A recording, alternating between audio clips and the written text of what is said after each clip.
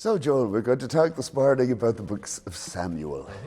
Now, looking at the Bible as a whole, you have a storyline of the history of a people. So, they come out of Egypt, and then by the end of Deuteronomy, they're just on the cusp of the Promised Land, but they don't actually get in. Now, beginning then in the books of Joshua and Judges, we have a different kind of material. And ostensibly, at least, these books, down through the books of Kings, tell the story of Israel from its beginnings down to the destruction of Jerusalem. And the books of Samuel are right in the middle of this. That's right. So it's a transitional moment. Before you get to Samuel, you have had the era of the Judges, when there was no king in Israel, when every man did what was right in his own eyes.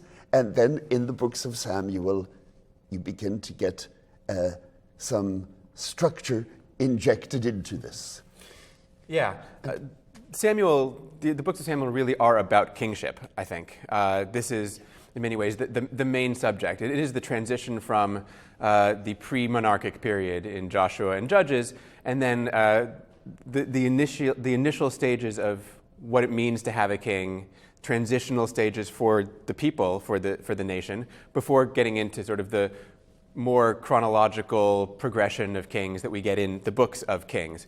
What's important is that in Joshua, Judges, and Samuel and Kings, although there are 4 different books, we really have one complex here that I think we mostly agree has been edited together by one, perhaps two sort of hands at a certain point in history. Now, this is what we call in the trade the Deuteronomistic history. Yeah, we call it that because, of course, the hand that seems to have put it all together did so very much with an eye toward the kind of standards established by Deuteronomy. In other words, the editor looks to be very much part of the Deuteronomic school, or the Deuteronomistic school. So much of the stuff that he adds into the story to shape it and frame it seems to have a very Deuteronomic cast to it. Lots of concern about obeying the law and the centralization of worship in Jerusalem. The things that Deuteronomy cares about seem to be recurring features and themes within this larger history. Now, for people like ourselves, this seems fairly obvious when you read through it. But there are all sorts of scholars nowadays, especially in Europe, who don't believe this at all, or at least who profess not to. And what is it that's driving them in this, that they don't see the unity in these books? Well, there is disunity in the books. I mean, when we say that it's one editorial hand, or maybe two, which I think is what we agree, what we're seeing is an overall shaping. But in fact, what everybody can recognize is that there are smaller blocks within the books that make it up. So the book of Judges, for example, has a very clear central cycle of judges that they go through that seems to have been an independent unit. Joshua seems to be a very different thing as well, especially from Judges, to very different stories of how the land was taken. And even within the book of Samuel, there are what seem to be cycles and repetitions and doublets, some of which we'll talk about, I'm sure, as we talk about the books. But we definitely have different types of storytelling and different clusters and cycles going on within the whole. Yeah, so that actually when you read through the books, they feel quite different from each other, in spite of the editorial layers that are inserted. That's right. And the layers come up in fairly standard but relatively seldom ways, right? It's the occasional speech, mostly by prophets, that sort of remind us what the basic theological principles are. And sometimes the theological principles established by the editor are very much at odds with the story that's actually being told. So how do you imagine these books were put together? This is a good question. My sense is we did have some original core cycles, so a Judges cycle and a David story probably, and I'm sure we'll talk about that, and some archival material probably in the Book of Kings. And I think that at some point there was a school or schools that felt that it would be appropriate to sort of put all of Israel's history into a theological perspective, and so shaped them all. By putting them together and linking them by means of some of these speeches and other editorial statements, such that we have sort of a melange, but a chronological one is the important part, right? It does tell the story. The editor here was really interested in getting us from the entrance into the Promised Land to the end of the story, right, to the exile, and explaining it. Yeah. Now, in that regard, I think the difference in the source material is quite conspicuous. Mm-hmm. Now, in Judges, you have the feeling that you're reading folk tales. These would be stories that might have been passed on orally or whatever. Mm-hmm. When you get into Samuel, it has, I think, a much more literary feel to it. That you're not dealing here with short stories like you have in the book of Genesis, say. Mm-hmm. You're dealing with well-developed little novellas, you might say. Yeah, and this comes across, especially, I think, in the characterization, right? Samuel is where we have humans, characters. The judges have no personalities, for the most part. Samson does a little bit, but you wouldn't want it.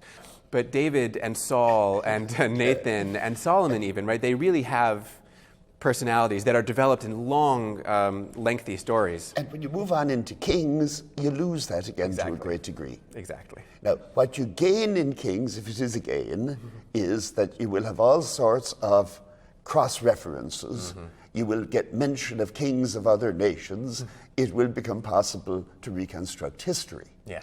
Now, one of the frustrations of dealing with the books of Samuel is that you have practically nothing that you can correlate it with. Right, there is virtually no extra biblical evidence for practically anything in the book of Samuel. And most people traditionally in scholarship would have told you that, sort of the earliest things that we can sort of firmly connect with history are probably David and Solomon.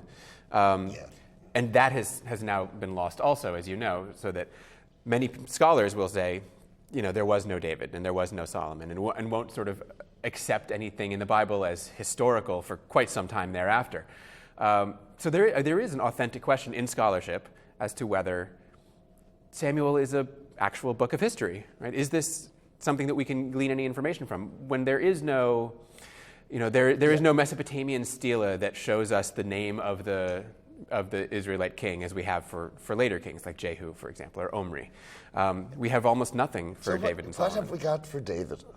The best we have for David is a 9th century Aramean stela found at the city of Dan in northern Israel that mentions the house of David. Right, we're in the 9th century, so we are certainly well past David himself, but it mentions, Beit David, the house of David. Now, it's possible that they are they're certainly referring to the dynasty, and it's possible they're referring to it sort of only in some sort of as a title, right, that was made up by the Israelites. I find it a little hard to believe that the Israelites would make up a character called David and the Arameans would then buy it. Yeah. That you figure if there was a house of David, there most probably was a David too. I think that's probably true. But I think this would be a minimal gain for history. Yeah, I mean, we have to admit there's just not a lot there. Now, one of the ways in which people check history, say if you're doing the book of Joshua, is by excavating. Mm-hmm. We haven't gotten very far on that. It's a little hard to do, right? When you want to excavate David's stuff, you're sort of looking to dig in Jerusalem, which was his capital. And Jerusalem is essentially the hardest place on earth to conduct an archaeological excavation. But there has been an interesting excavation going on, a little bit outside the old city. Yeah, down on the spur of the Temple Mount, and the place that has been long called the City of David, and is certainly where David's original settlement was. There is an archaeological dig. Again, not as full as we want it to be, because that is a place that's been occupied, for 4,000 years.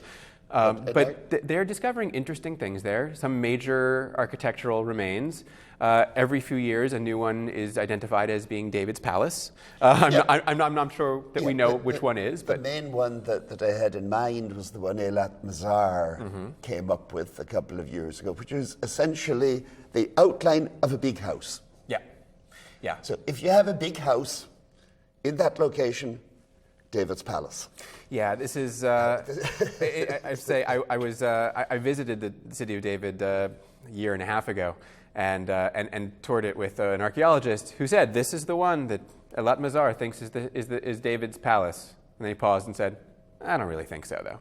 And this is part of the problem: is it's just so difficult to know. Yeah, and it could be Yeah. It's not that it's impossible, but there's absolutely no way of knowing.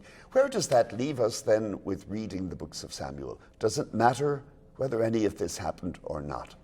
Well, again, because, as you said, Samuel is so full of characters and has a novella-like quality, I think that unlike, say, the Book of Kings, where if it weren't somewhat historically accurate, it might be essentially worthless, right? There's just so little there for the most part.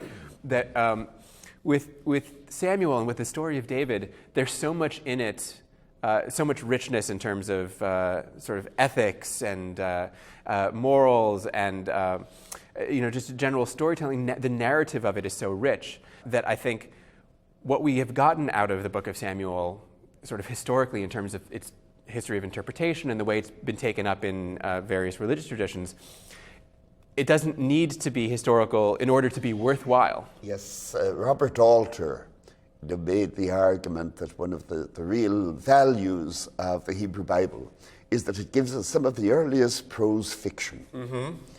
And Samuel, I think, is arguably the best of the prose fiction. Yeah. Now, you have things in Genesis, like the Joseph story is really the only story that's developed, and even there I don't think you get characterization to the same degree. Yep. Who could have done that? I mean, who and when would such a work have been written? It is quite remarkable in the ancient world. If you look for good prose stories with characterization, you have bits in Herodotus, maybe, only bits though. I think in many ways more like Genesis or Judges than what you have in Samuel.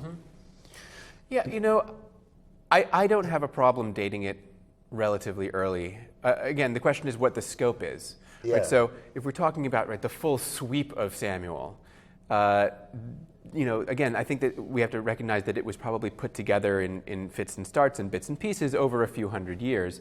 But a core story of David, I think, could very well be quite old. I mean, in my opinion, probably Davidic. There's no reason, just because we don't have great parallels, there's no reason to think that it couldn't be, here that we find one of the first. Because how can one go about probing that? Right. And I think one of the things that one can do with limited validity maybe is ask, why would anybody have written something like this? When would a story like this have made sense? Yeah.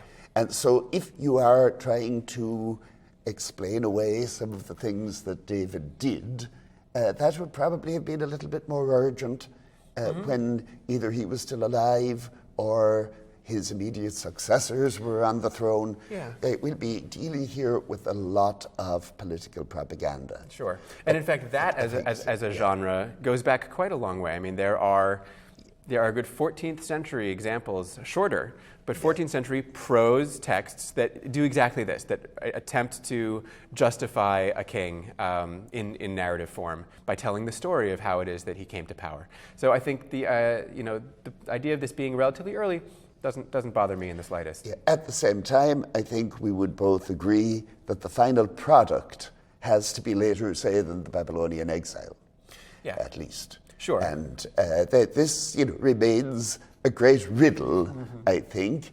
It looks like a lot of the Hebrew Bible was put in its present shape either in the Babylonian exile or in the Persian period, when you would figure they had very few resources. Yeah. That if it would have been much easier, you would think, when they had a king who could hire scribes and done that. But it does nonetheless. We'll come across some passages that very clearly presuppose the end of the monarchy, I think. Sure. And I mean, the fact that we're talking about a setting in a Deuteronomistic history, right, which ends in the exile. So the final editing has to certainly be in the exile or a little bit thereafter. Okay.